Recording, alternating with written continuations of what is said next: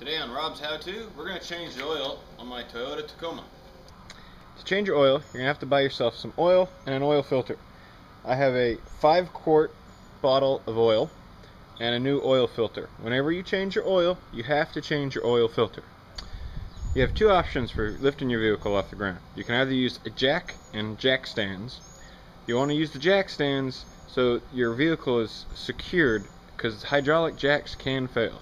Or you can use the ramps, which are those yellow things, and you just drive your vehicle up onto those.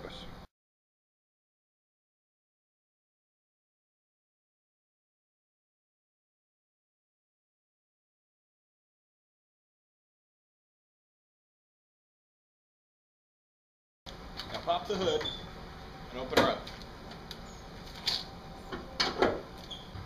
Once your hood is open, you're going to remove your oil cap. This is where you're going to pour in the oil, and it's normally right on top of the engine. On my oil cap, it says 5W30. This is the type of oil that I will be using, and this is the only oil that I use in my truck. Next hardware that's needed is a oil pan. This is where you're going to put all your old oil. And on my truck, I need a 14mm socket to go with my socket wrench. This is to unscrew the oil plug, which is up underneath the truck.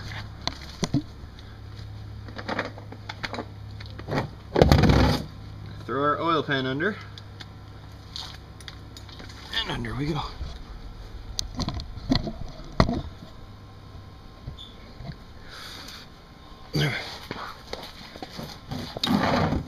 Put your oil pan directly underneath your oil, this oil pan. This is your drain pan, this is the oil pan on your engine. We're going to remove this bolt right here.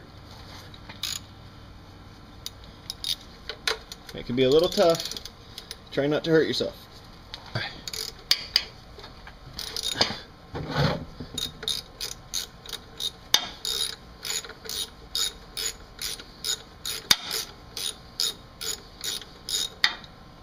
Take that out. Now we can just do this by hand. And try not to get it on your hands. That's where I'm wearing gloves. There we go. Here's the oil draining into our drain pan. I have to wait for this to finish before we can put the bolt back in the hole before we do anything else. Now that the oil is pretty much done draining, we can go ahead and plug it back up.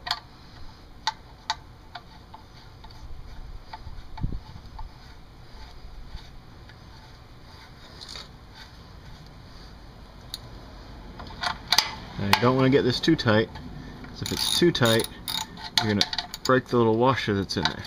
Just want it tight enough, right there. Now here's an important note. This is the oil pan. This is a transmission pan. If you look at the back, there's a little bolt there too. We're not dealing with that one. We're dealing with the one in the front. This one. This is the old oil filter. This is our next task. So we're going to put oil pan underneath it. Here's the filter, so we're going to take this off. These are only hand tightened, so you should be able to do it by hand. Might be a little tough because they've been on here for at least 3,000 miles. Just unscrew it. Oil pours out. That's when you know you got the right one. There we go. Here's our filter removed. It's a bit of a mess, but there's oil dripping out from up there. That's where it came from. That's where we're going to put the new filter in just a second. To install our oil filter, this is our new one. We need to put a little bit of oil around this rubber bead and around the screw part on the inside. So we just take our clean oil, tilt it forward and stick our finger in just to get a little bit of oil on it. We're just going to rub that on here like this, and a little bit in there like that. It's going to help this, it's going to stop this from sticking, and it's going to make it easier to go on. Now we're going to put this where we just took the old one off of. down here, there's where we're going to put it. Set it up there nice and gentle, and screw it on. Gotta line those threads up, it will go on, there we go. And this only gets hand tightened. Like that. As tight as I could do it by hand, that's as tight as it's going to be. Now we're going to put the fresh oil into our engine.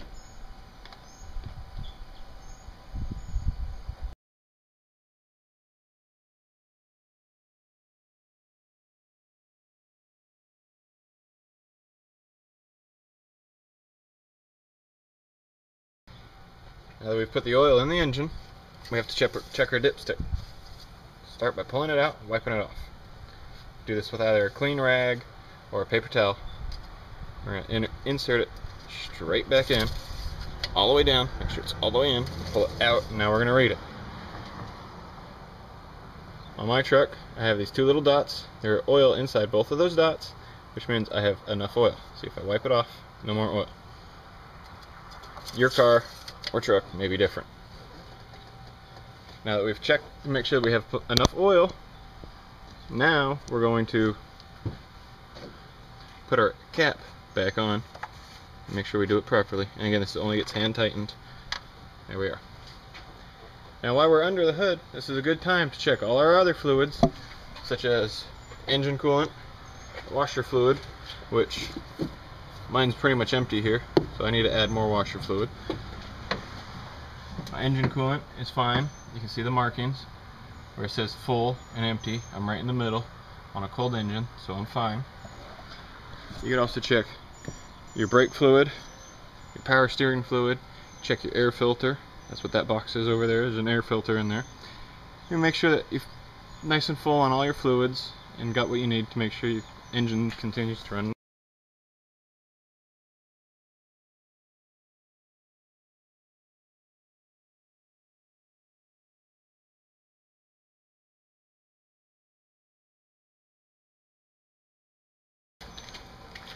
You may be tempted to just dump your old oil down the storm drain or throw it away. You don't want to do that, it's against the law. You want to recycle it because it's better for the environment. We're going to put our oil funnel into our empty jug. We're going to put our old oil filter, once it's finished draining, into the box that the new one came in. Close that up. And now, I pour the old oil into this container.